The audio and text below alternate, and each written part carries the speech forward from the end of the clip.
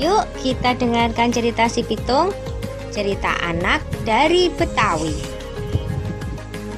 Pada zaman penjajahan Belanda, di kampung Rawabelong, lahir seorang bayi laki-laki mungil dari keluarga sederhana. Ayah dan ibu bayi itu adalah seorang petani. Kehadiran bayi itu tentu saja menambah kebahagiaan pada keluarga sederhana itu. Mereka beri nama bayinya Pitung. Pagi itu, di balai-balai bambu depan rumah, Ibu Pina sedang menggendong Pitung kecil. Setiap selesai memandikan, Ibu Pina selalu menggendong bayinya sambil berjemur di depan rumah dan berdoa. Anakku sayang, kamu harus sehat ya. Kelak kamu harus menjadi manusia yang berguna bagi nusa dan bangsa. Tak terasa, Pitung mulai menginjak usia remaja. Selain belajar mengaji, ia juga belajar ilmu bela diri. Dengan cepat, Pitung menguasai seluruh jurus yang diajarkan oleh sang guru. Sampai akhirnya, sang guru mewariskan ilmu Pancasona kepadanya, yaitu ilmu tebal senjata. Suatu hari, Pitung menyaksikan kekejaman centeng-centeng Babah Lim, si tuan tanah. Mereka mendatangi rumah penduduk dan merampas harta benda yang ada karena tidak membayar pajak dan upeti. Dengan kejam, mereka memukul dan menyeret para penghuni rumah. Hati kecil Pitung terpanggil untuk menolong mereka. Ini adalah saat pertama Pitung membela orang lemah. Pitung tak tega melihatnya. Hai centeng-centeng, kenapa kalian merampas harta orang dan menindas orang yang tak berdaya? Kalau berani, sini lawan aku, tantang Pitung. Mendengar itu, si pemimpin centeng marah. Hei anak muda, berani-beraninya kau menghalangiku.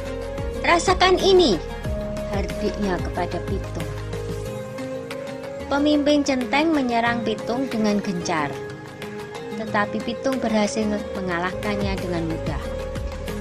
Pemimpin centeng itu roboh dalam 2 jurus. Anak buahnya pun melarikan diri ketakutan. Sejak saat itu, Pitung bertekad untuk membela orang yang tertindas.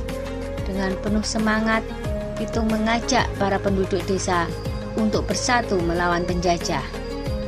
Kita harus lawan segala penjajahan. Tidak ada yang boleh merampas harta milik kita.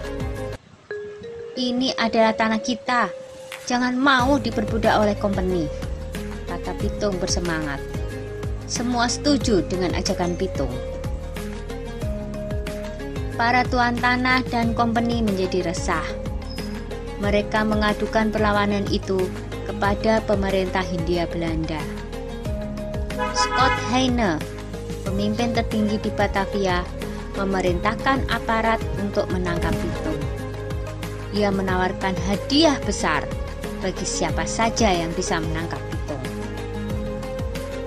Company menangkap Pak Piun dan Haji Niapin untuk memaksa Pitung menyerahkan diri. Mereka dimasukkan ke penjara di Grogol. Berita itu sampai di telinga Pitung. Ia tidak tega dengan keadaan ayah dan gurunya yang disiksa. Pitung membuat perjanjian dengan company untuk menyerahkan diri dengan syarat ayah dan gurunya bebaskan dari penjara. Pada suatu hari, company membawa Haji Niapin ke alun-alun kota dengan dijaga ketat oleh pasukan polisi bersenjata. Lalu, Pitung muncul seorang diri. Ia meminta agar gurunya dibebaskan dulu. Setelah Haji Niapin dibebaskan, Pitung maju menyerahkan diri. Pasukan polisi membidikkan senjatanya ke Pitung. Tertangkap juga kamu, Pitung," kata Scott Heine kesal. "Hahaha, aku tidak takut menghadapi pengecut seperti kalian," jawab Pitung. Scott Heine marah dan ia langsung memberi tanda kepada pasukan untuk menembak. "Dor, dor, dor!" Pitung pun roboh bersimpah darah. Pitung gugur sebagai seorang satria. Beberapa bulan kemudian, Scott Heine dipecat dari jabatannya karena menembak orang yang tidak melawan ketika ditangkap. Pitung gugur sebagai pahlawan dan akan selalu dikenang oleh generasi-generasi berikutnya. Sudah dulu ya cerita si Pitungnya. Jumpa lagi di cerita lain.